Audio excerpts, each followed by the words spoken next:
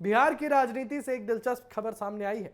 राज्य विधान परिषद चुनाव में एनडीए ने एक बार फिर अपनी राजनीतिक ताकत का प्रदर्शन किया है और खास बात यह है कि मुख्यमंत्री नीतीश कुमार के बेटे, एक तरीके से कहूं पूर्व मुख्यमंत्री नीतीश कुमार के बेटे निशांत कुमार और बीजेपी के वरिष्ठ नेता पवन सिंह समेत एनडीए के सभी उम्मीदवार निर्विरोध निर्वाचित हो गए हैं। इसके बाद बिहार की राजनीति में इस जीत को लेकर चर्चाओं का दौर तेज हो गया है।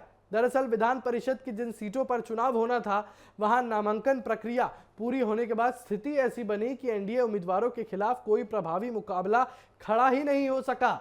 नतीजा ये हुआ कि सभी उम्मीदवार बिना मतदान के ही निर्विरोध निर्वाचित घोषित कर दिए गए। राजनीतिक जानकार इसे सिर्फ चुनावी जीत नहीं बल्कि एनडीए की मजबूत राजनीतिक पकड़ के रूप में देख रहे हैं। और सबसे ज्यादा चर्चा यहां पर पवन सिंह की हो रही है और उसके साथ निशांत कुमार को लेकर भी हो रही है, क्योंकि लंबे समय से बिहार की राजनीति में सवाल उठता रहा है कि क्या नीतीश कुमार के बाद उनके परिवार का कोई सदस्य सक्रिय राजनीति में बड़ी भूमिका निभाएगा। और अब विधान परिषद में निशांत कुमार की एंट्री ने इन चर्चाओं को और तेज कर दिया है।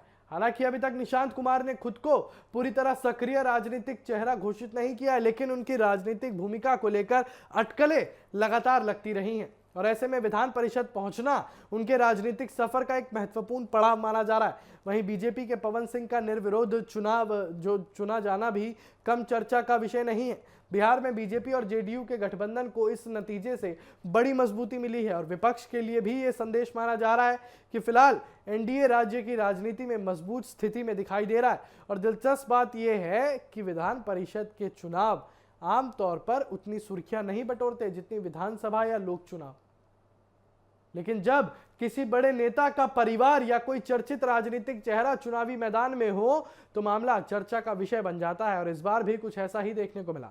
राजनीतिक विश्लेषकों का मानना है कि इस नतीजे का असर आने वाले समय में बिहार की राजनीति पर दिखाई दे सकता है, खासकर तब जब राज्य में आगामी चुनावों को लेकर तैयारियां शुरू हो रही हों। एनडीए इस जीत को अपने संगठनात्मक और राजनीतिक प्रभाव की मिसाल के रूप में पेश कर सकता है। वहीं विपक्ष के सामने चुनौती होगी कि वो इस राजनीतिक बढ़त का जवाब किस तरह देता है, क्योंकि निर्विरोध जीत सिर्फ संख्या का खेल नहीं होती बल्कि ये विपक्ष की रणनीति और राजनीतिक स्थिति पर भी सवाल खड़े करती है।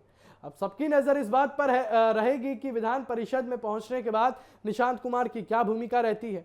क्या वो सक्रिय राजनीति में और आगे बढ़ेंगे? क्या भविष्य में उन्हें बड़ी जिम्मेदारियां मिलेगी? इन सवालों का जवाब आने वाला समय देगा। लेकिन फिलहाल इतना तय है कि बिहार विधान परिषद चुनाव के इस नतीजे ने राज्य की राजनीति में नई चर्चाओं को जन्म दे दिया है और खासकर निशांत कुमार की एंट्री आने वाले दिनों में राजनीतिक बहस का कड़ा विषय बनी रह सकती है।